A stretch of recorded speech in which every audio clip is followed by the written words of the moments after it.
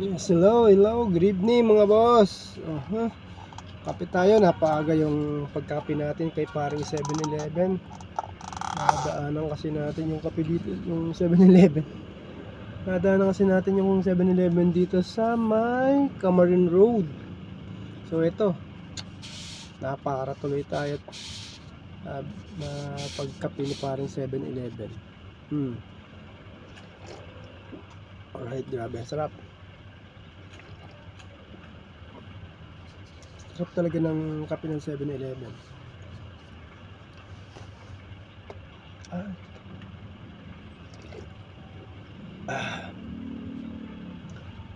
Paga yung pagkakape natin kasi kalimutan ko yung pag-alis ko sa bahay, hindi pala ako nakapagkape.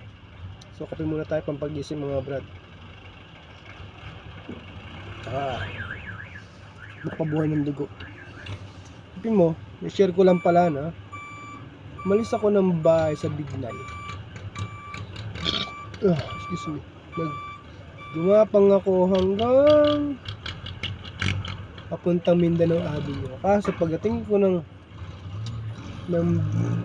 Bagin Valenzuela, mayroong pumasok na booking papuntang Kaybiga. 3 drop siya. Good na ako doon, 3 drop. Ang problema, babalik pala sa bahay.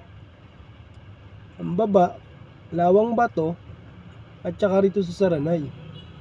So ngayon, eto, gumapang ako ngayon dito sa Camarin. Gawa ng yung kalsada doon sa may Saranay going to SM super duper traffic.